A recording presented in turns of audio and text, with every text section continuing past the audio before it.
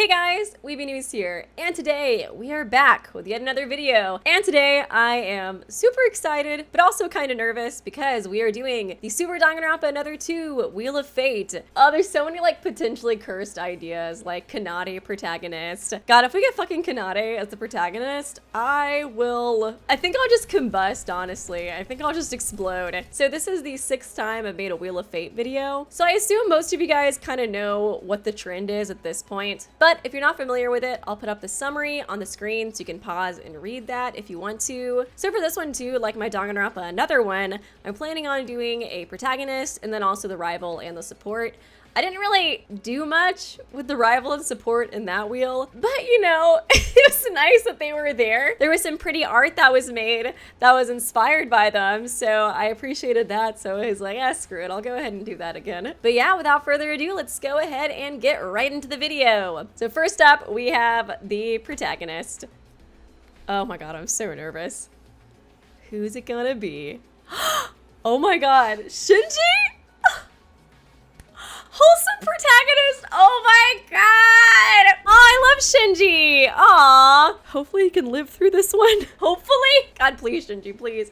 Please don't die like 90% of my other protagonists. I mean, Shinji's obviously a great protagonist. He's super encouraging. He tries to help the group as much as he can. I don't think I've ever seen a Danganronpa game, like Fangan or canon game, obviously, with a buff character as the protagonist too. So like, we're breaking down barriers here, you know? Okay, let's go ahead and do support. Who is Shinji's support? Oh my god, if it was Yuki, I would be so excited. Oh, oh my god! This is so wholesome so far. This is like the opposite of what I thought this wheel was gonna be. I thought we were gonna get like Kanade protagonist and like Mikado support, but so far this is so wholesome. Teruya, please, Teruya. Please stay alive too. I love Teruya so much. He's so precious, man. Okay, it's a little confusing with some of these AUs since I'm kind of just like making the story up as I go. But for the sake of continuity on this channel, I'm gonna say that this is a sequel to the first Wheel of Fate that I did for Danganronpa Another. And that would make Teruya like really suspicious now that I think about it, because like he was literally a culprit in the last Wheel of Fate.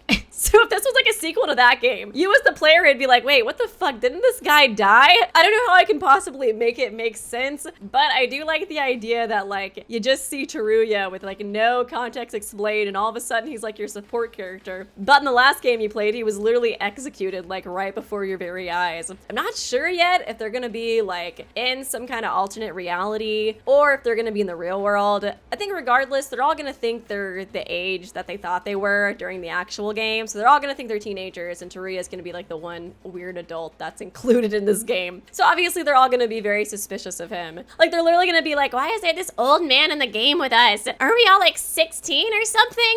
And then of course Teruya too, he's like gonna be saying a bunch of cryptic shit like, this all seems so familiar to me, yeehaw. So everybody's gonna be like, what the fuck? Why is this like 30-year-old here? And then also, why does he seem so familiar with this killing game? So they're all gonna be a little creeped out by him, you know what I mean? But of course Shinji, our pure boy, is gonna take him under his wing and they're gonna work together to try to beat the killing game. I feel like Shinji's the type of guy that if somebody's alienated from the group, he would go out of his way to make that person feel like they're important, valued, and make sure they don't, you know, go into despair or whatever. So now let's go ahead and roll our rival. Let's see. Oh my god, Sora? Or Yoruko's? Okay, Sora, okay. Whoa, went from protagonist to rival, what the hell? Dude, it's like the wheel just skipped show by. It went from Shinji to Teruya to Sora. Almost Yoruko, almost. Okay, Sora as the rival. I mean, I'm kind of undecided if this is gonna end up being like a virtual reality or if it's gonna take place in the real world. I'm like, if it does take place in the real world, like, is Sora just gonna be like a Connie in a wig? I mean, like in the actual game, Sora is like just an algorithm. So I'm like, what the fuck would she be in the real world if it did take place in the real world? So right now I'm kind of leaning more towards virtual reality just because I feel like the idea of Sora being like an algorithm for the killing game and also being the rival makes sense. So maybe like everybody just gets along super duper well. They're all together singing Kumbaya, Monochrome gives out the motive. It's not even fucking working. And so they created Sora, our lovely little algorithm, to stir like animosity within the group, just to make sure that even if the motive doesn't work, people can start like butting heads. So maybe she kind of goes around and starts like sabotaging stuff or like gossiping about people to get them like riled up. You know what I mean? She could even like write cryptic messages using like the blood packs from the infirmary or something, just so everybody who's like, wow, we all get along, nothing bad's gonna happen, we're just gonna try to like find a way off this island, whatever, they can be like, I don't know, somebody did take some blood packs from the infirmary and start writing creepy shit on the wall. Maybe I should be a little bit more nervous. I guess the only issue is that this is kind of all based off the idea that she's an algorithm working for the Mastermind, and that kind of makes her more of a traitor rather than a rival. But, I mean, I don't know, man. I kind of feel like it still makes sense for a rival character to do this stuff. And Sora's a pretty big sweetheart, so I don't know if I really see her like doing this evil shit unless she's like programmed to do it. So basically like her programming, instead of being programmed to like protect Yuki or the other things like in the actual game, instead she's programmed to wreak havoc and make sure that a death happens every chapter. So I'm just gonna kind of double up her roles as traitor and rival for the moment, but we will see where the wheel takes us. Okay, with all that out of the way, I'm going to go ahead and roll for the first victim. I'm gonna scream if it's Yuri. Hopefully, okay, we already passed him. No, Hibiki, no, damn it. Why? This was your chance, girl. This was your chance to shine, girl. Oh my, I can fucking see her making the face behind the screen too. I know this was you, girl. I don't fucking care who it lands on. I know it was you, Kanade. You bitch, Kanade. Like somehow this is Kanade's fault. I hate that Kanade's fucking default sprite is that. That fucking smile. Oh man, I was hoping that Kanade would die and then Hibiki would like live through the whole game or some shit. Just for some redemption for her. But alas, she was killed. Whatever, let's see. Who is the killer? Like 99% sure it's Kanade.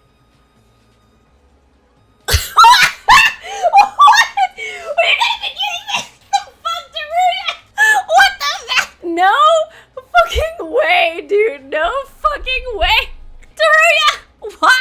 I love that I came up with this huge thing. I was like, guys, everybody bullied Teruya because he's like so much older than them and he's like sussy. But Shinji, our boy, took him in and trusted him. And then Shinji's like, oh, damn. Yeah, probably should have done that, huh? Fucking Teruya.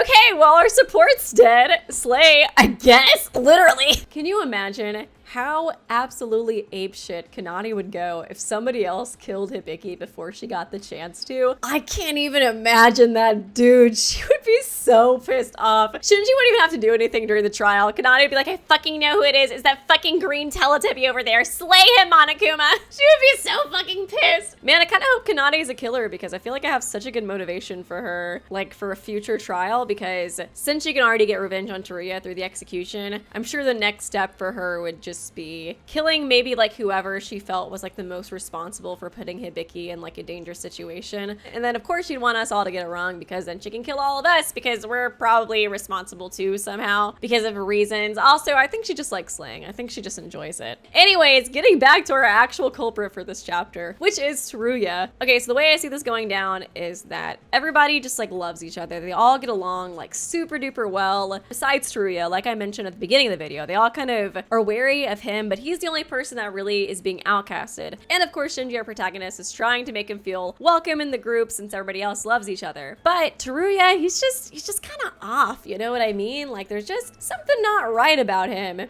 So I'm thinking that whatever they did to Teruya to try to like get rid of his memories, it's not working out that well. Like I'm thinking it could just like mess with his personality in general, kind of make him more like emotionally unstable and prone to do things that like he wouldn't normally do. And also it's not strong enough, like he's slowly kind of remembering things. So Monochrome, he's over here sweating, man. He's like, okay, first I fucked up because everybody likes each other too much except for Teruya. And secondly, apparently the brain wiping thing I did is not good enough either because Teruya is starting to get his memories back and he's gonna have like way too much info about the killing game and stuff once his memories do fully return. So he's like, I really need to get rid of Teruya. What would be the best way to do so? It's like I said, due to the brain wiping, Teruya is gonna be kind of emotionally unstable. I'm thinking he'll kind of go into these like violent sort of rampages if he's triggered by like something that reminds him of the previous killing game. And so what better way to remind Teruya of the previous killing game than to lock lock them all in a closed space with no food. So regardless of whether or not this is a sequel to the canon game or my Wheel of Fate version, in both, Teruya was heavily affected by the ballroom motive. And so I guess they can maybe try to trigger him with that again. So yeah, what I'm thinking is that whenever they host the party, everybody's gonna join, and Monocro is gonna lock their asses in there, and they're gonna eat all the food during the party, and then realize afterwards that, hey, I think we're locked in this building. That's kind of not cool. And so Teruya's gonna start losing it because he's reminded of his trauma from the previous killing game, and like I said, he's just kind of emotionally not stable. It's kind of interesting because I feel like Hibiki was like one of the first characters to like really give in to despair during the game. So I'm thinking she could be like one of the characters who's the most worried about Teruya. And so I'm thinking, you know, she's like flipping out. She's like, guys, I'm pretty sure the green cowboy is gonna kill one of us. I'm pretty positive. And then of course, you know, you got Shinji and Setsuka who are high off the hopium. And I'm thinking it'll be mostly those two who are like, Hibiki, you know, like everything's gonna be okay. Oh my God, I just thought of this too. What if Shinji was like the main person to be like, don't worry about Teruya. He's my bestie, girl. You go into a dark corner, you hang out with him when there's no witnesses. So then maybe like in the actual killing game, you know, Hibiki, she tries to face her fears. She wants to be more like big sis Setsuka and more like Shinji. She wants to believe in others. And you know, she's seen their effect on Teruya and how good of a job they've done. But she tries to go and talk to Teruya, and I'm thinking she's just gonna say something that really triggers him and reminds him of the previous killing game, and it's just gonna lead him to go on like a very violent tirade, you know, and end up killing her in the process. And with this, it really makes Kanade hate Shinji too, especially because he's like the only one who's defending Teruya. And I think that's kind of like an interesting beginning to an arc for Shinji because Shinji's just so trusting. Oh my God. This whole situation too is gonna remind him of that story from his free time events too, where his superior ended up dying because he went to the building to save him because Shinji had that like purist idea of like, I can save everybody, you know what I mean? So, oh man, that would really hit him like again being like, I can save everybody in this killing game, even, you know, this really suspicious person, Teruya, and I can make sure that everybody welcomes him and everything's fine, and then him again inadvertently leading somebody to their death. I think that would just really hit on his subconscious. So I think he would get really depressed in the second chapter, and hopefully he'll live through the whole game, and hopefully some other events will help him kind of like build up his personality. But I do think this is a really good start for his character arc. Okay, moving on. Let's go ahead and do the second victim. Okay, who's it gonna be? Victim number 2, Hajime. Okay, interesting. A void. Our first void to die. Aw, Hajime. Couldn't make it far in this game too, huh, buddy? At least it's a better fate than Mikado making you be the Mitch of the game. Yeah, remember that douchebag from the first game? I want you to copy his murder. Poor Hajime. Got the rough hand in life. Okay, who killed Hajime? Watch it be like a Roha or some shit. Something that just not makes any... Really? Are you serious? Oh no! Okay.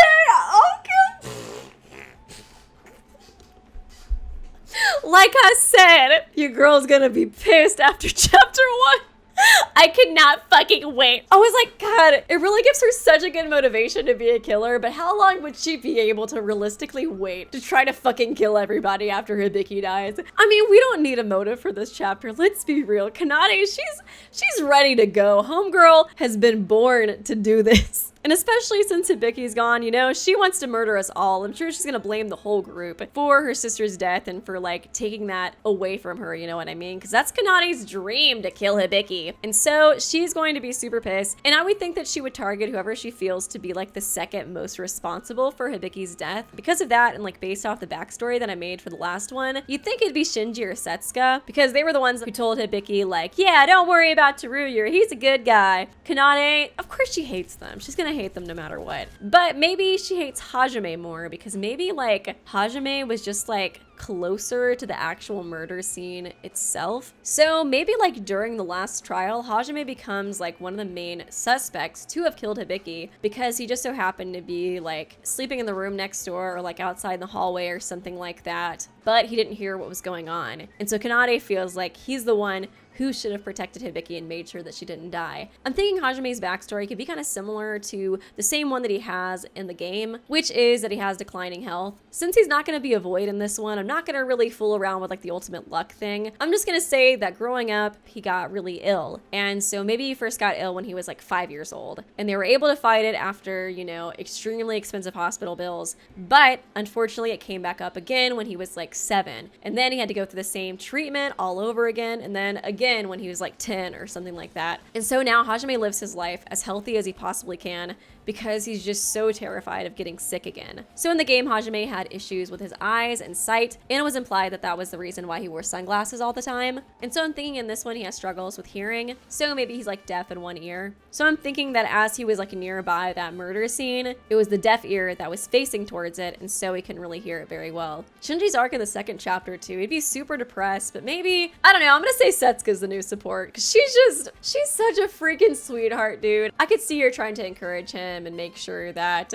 he doesn't fall into despair. But then once you get to the trial and you learn that Kanade was the one who killed Hajime and that she did it because Hibiki died and she felt that we all, you know, failed Hibiki and that it was our fault. Obviously Shinji's gonna be like, oh my god, it really was my fault. I was right the first time. And so it's gonna kind of lead him again into despair and feeling like he just can't trust himself in his own like sense of hope, you know what I mean? Poor Shinji, dude. He's living, but he's having a really rough time. He's having a really, really rough time, man. Okay, moving on. We are at chapter 3. So, like normal, I'm gonna spin for 2 victims for this chapter. And yeah, I do know that there was 2 culprits in Super Danganronpa Another 2, but I don't really think I can possibly come up with something that makes sense in this wheel unless it's Kanade and Hibiki, you know what I mean? So that's why it's like, I'll just do 2 victims like normal.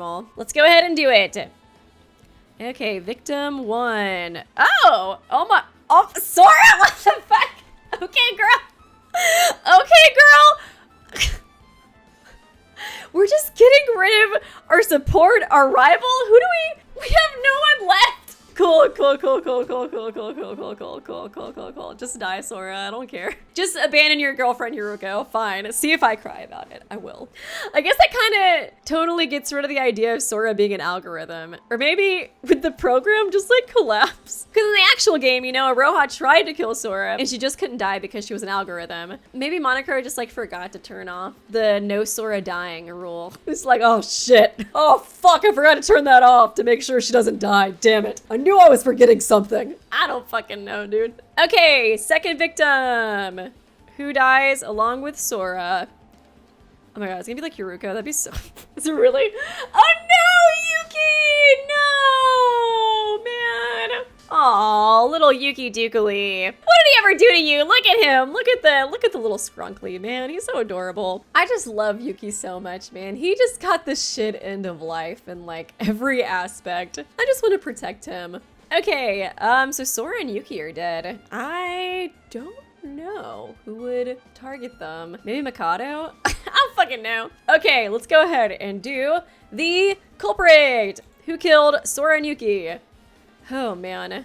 Oh, okay. Oh, Coker Mikado? Oh my god. That was literally who I said. I was like, maybe Mikado would kill them. I mean, he does give heavy chapter 3 killer vibes, honestly. I don't know. What would be the motive for this one? I don't feel like Mikado needs a motive either to slay. He's already down. It's hard too with Mikado because I feel like his whole personality literally revolves around him being the mastermind. I'm like, what is his personality without that? There's no Utsuro in this world, you know what I mean? So I'm gonna say that early in his childhood, he's still the orphanage, and all he really wanted in life was somebody to love him. He was abandoned by his parents. He's struggling really hard with like finding the will to live. So a fire breaks out at the orphanage that he's staying at, just like in the game. But since Utsuro doesn't exist in this AU, I'm gonna say that this incident was the first time that he felt alive. Seeing people scramble for their lives and feeling himself about to lose his life too. It was the first time that he felt that adrenaline rush and that like will to live again. So I'm gonna say that he's a person who likes to put himself in danger. He likes putting other people in danger because it's like the only thing that really makes him feel alive. Because Mikado loves this idea of like tinkering with life and having his own life on the line, having other people's lives on the line. He loves the killing game. This is great entertainment for him. God, he's never felt more alive in his life.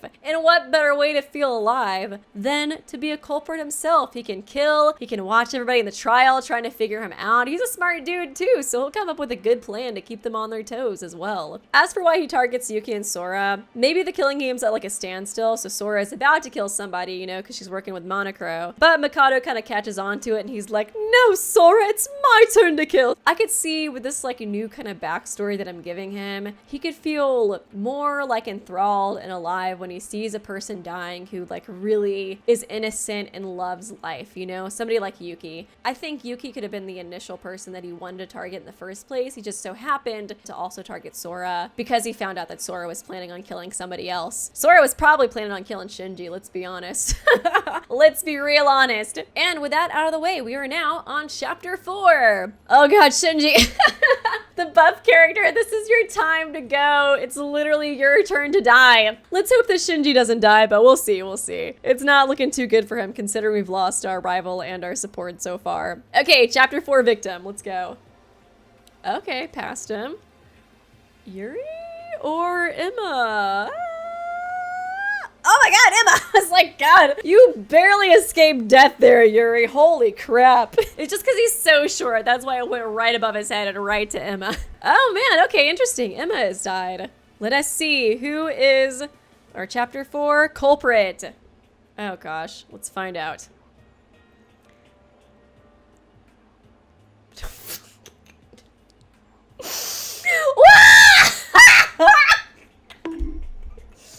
Ow. I fucking slammed my nose on the desk, dude. Why, Shinji? Why? Shinji just finally gave up. He just finally gave up on life. Why the fuck would he do this?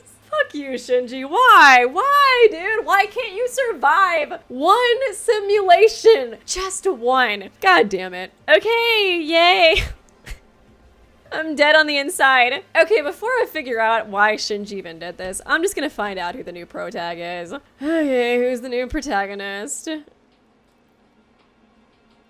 Kokoro? Oh man, I kind of wanted it to be Nikkei, I'm not gonna lie. I feel like Nikkei would make a good protagonist, but I'll take Kokoro too. Oh man, I'm still so sad Shinji's dead. It just sucks because like his arc was already so sad, and to see him go down this path, it just makes me really, really, really upset. I don't know, I was really hoping he'd survive to the end, and I was like, okay, you know, he gets depressed, he gets challenged on his beliefs. This reminds him of his terrible backstory, which was super sad, and I wanted to cry when I first played his free time events about it. But he'll arrive on top, baby. He will arrive on top. But no.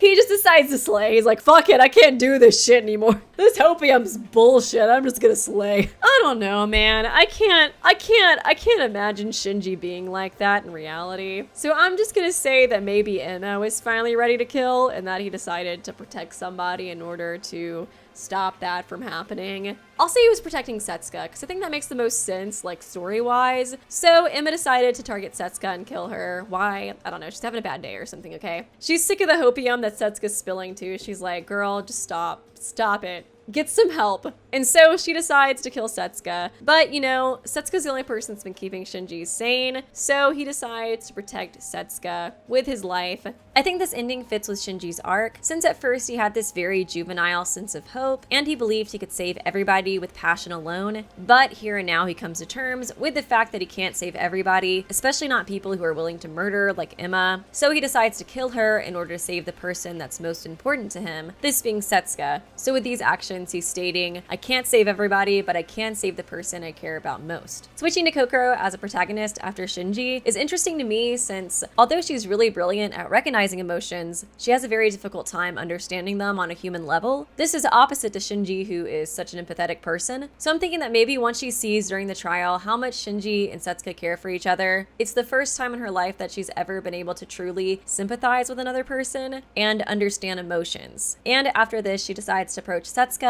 so that she can continue down this path, so her arc could be overcoming this and truly understanding what it means to have emotions. So that's chapter 4. Fucking end me, dude. I'll get over it. It'll be fine. At least Yuruko's still alive, dude. At least I have that. Oh my god, I just jinxed her, didn't I? I literally just jinxed her. Okay, we're on chapter 5 now, so let's go ahead and see who is the victim. Please, Yuruko, please don't die. I really want to believe I did not just jinx you. Oh Nikkei! Aww. I love Nikkei. Man, we're getting rid of all the voids, aren't we? How is Aroha surviving this game and the actual one? She's so head empty. How is she making it, dude? Okay, well, Nikkei is the one to die. Let's see. Who is the chapter 5 killer? Who killed Nikkei? If only Mikado was still here. Just kidding! Just kidding, she didn't survive. Oh my god, I thought I was jinxing Yuruko, but I was apparently jinxing Aroha. I'm dead. Oh my god, it's kind of like the shittiest murder plan known to man. Okay, so obviously they're gonna be in Higa City for this one, and like, that's enough of a motivation to kill. I mean, I would go on a rampage like immediately once I step foot on that fucking putrid, awful island. So, I mean, it's not like they need a motivation. Okay, fine, I'll come up with one. So, for the Voids, I want them to have like a similar backstory as to what they had in the actual game, just like minus Utsuro. So, I want her to have the same backstory where she was, you know, horribly abused by her family for not having enough talent. But since there's no Utsuro, I want to say that she's really good at manga in this one, but really terrible at the art that her family respects, you know what I mean? So maybe instead of the ultimate artist in this one, she could be like the ultimate mangaka. And she was abused by her family for that and was like just finally able to break out of it once she was accepted into Hope's Peak. I'm thinking too, she was secretly like posting her manga online under like a fake name so that her parents wouldn't know. I guess I could say that she's making like a webtoon. And then it just so happened that it blew up, and that's how like Hope's Peak Academy found her and recruited her as the ultimate mangaka once they found out like her age and her talent, you know? And so she was only finally able to get away from her parents once that happened. At this point, the only thing separating Aroha from her abusive family is her talent as the ultimate webtoon artist and her job and the way that she's able to make money from that, you know? And even though her webtoon in this is going to be really successful enough to get her the talent, I'm going to say that she hasn't made enough money from it in order to support herself individually without the help of Hope's Peak Academy. So the motive of this chapter can be that if they don't kill within a certain time frame, then whatever is most precious to them will be taken away, whether that be something physical or, you know, a person.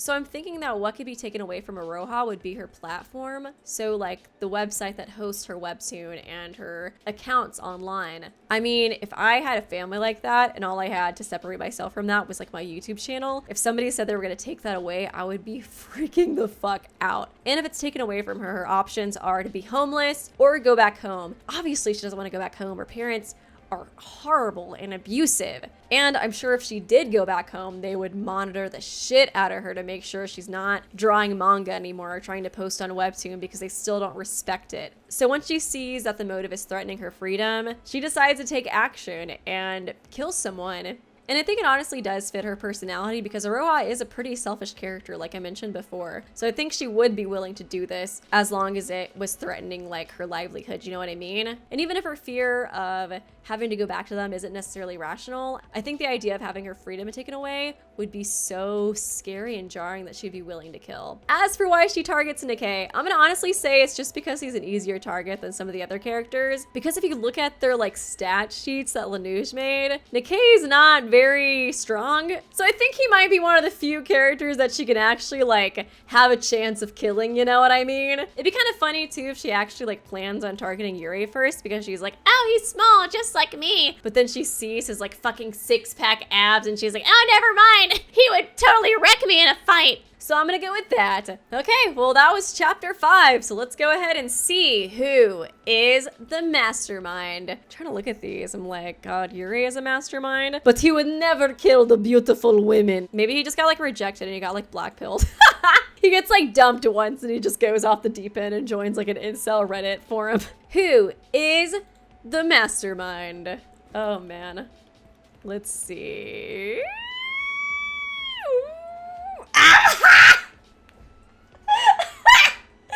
Oh my god! I wonder why he did it. God, I just cannot think of any motivation.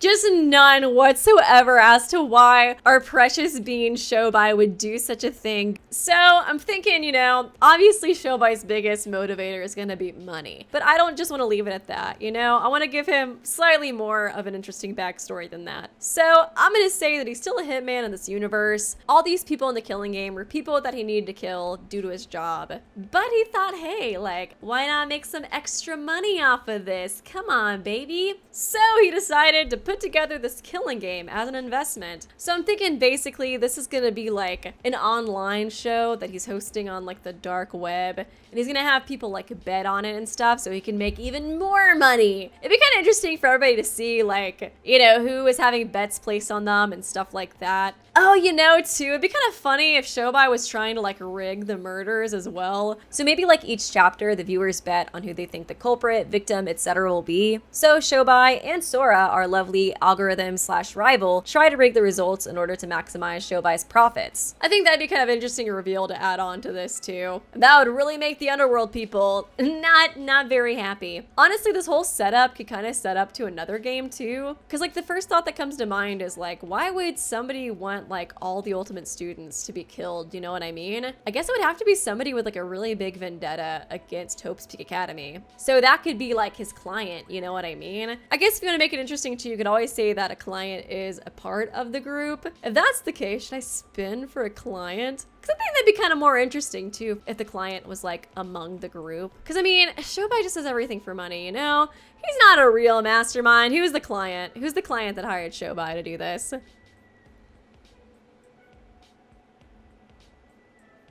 Wait.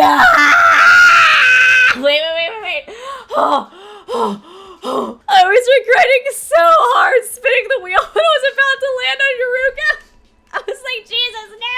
Okay, so Yuri, interesting. You know, that makes it where the virtual world could actually fit. Okay, they're all in the future, they're all adults, but maybe they were just like really big dicks to Yuri, you know? He just wants to get revenge. You know, when he entered Hope's Peak Academy, he only hated men. He still loved women and he wanted that to be his dream. And so when he started attending Hope's Peak Academy, I mean, everybody thought he was just like a weird little guy. Come on. He's pretty strange. Come on. He started telling them his dream about dying for women, and they were like, what the fuck, bro? That's pretty weird. So maybe they just kind of do weird stuff to like kind of prank him and like bully him because of his weird messed up goal. And maybe it's even like the women leading the harassment, because I mean, they're gonna be the ones who are particularly weirded out by him, you know what I mean? And so once he realizes that it's all the girls who are the ones who are mainly leading this harassment, and it's like ruining his life to the point that he can't fake a smile anymore, that's when he comes to hate women too. And now he just hates everybody, so what's the point in living? And so that's when he starts to try to dedicate his life to his career. So he just decides, I'm gonna get my revenge by living my best life, you know what I mean? Being the most successful. But he's not happy. He didn't even like his talent in the first place. His father forced him to do it. Now he hates men, he hates women, and on top of that, they're all successful too. I mean, of course they are. They're Hope's Peak Academy students too, so he's just like, fuck it. The only thing that's really gonna make me happy is actual revenge. So that's why he enlists Shobai. So Shobai can be the one who's in charge of like rallying up everybody and getting them inside the killing game, while Yuri's the man behind the idea who wanted to get revenge on everybody. Sora being an AI and everything taking place in a virtual reality does actually work and make a lot of sense too, since in the game, you know, Monocro is just based off of the Yuri AI that he used for his company. I'm gonna say too in this, you know, you die in the game, you die in real life, so there's no way to bring him back as well, because like he wants them all to die to get revenge on them. And then I think like the reason as to why he would do it in the game versus like doing it in reality would be to protect himself. So like I said, Monocro forgot to put like a protection code on Sora, but Yuri, he still has a protection code. So maybe if somebody like tried to slay him in a previous chapter, he was like, oh no, thank you. You cannot do that. My program does not allow for me to die. And I think it makes sense that Yuri would want to kill them when they're all in like their high school forms too, since that was when like all the trauma occurred. So it might be more like empowering for him to kill them when he's in his little chibi form. Because I'm sure like his appearance could be another reason why they bullied him too. It was mostly because he was a weird little guy, but I'm sure him being like 4 feet tall didn't really help either. And then of course the other reason as to why they made the killing game could be for, you know, Shobai to maximize his earnings, you know what I mean? I still like the idea of them broadcasting this to like the dark web, and then Shobai manipulating the cases to where he can make the most money off of the bets that have been placed in the dark web. So they're kind of working together, you know, they got the little tag team thing going on. But yeah, I hope you guys enjoyed it. I honestly really enjoyed this, man. I feel like all the killers and victims, it kind of had a pretty good story, you know what I mean? But yeah, thanks guys for watching this video. I hope you guys enjoyed it. Let me know what you think of these scenarios. Did you enjoy them? Do you have any ideas of your own? I'd love to hear about it in the comments section below. Once again, thank you so much for watching. Please do leave a like, a comment, and subscribe if you did enjoy the video. It really does help me out a lot with the algorithm. And yeah, I will see you guys real soon.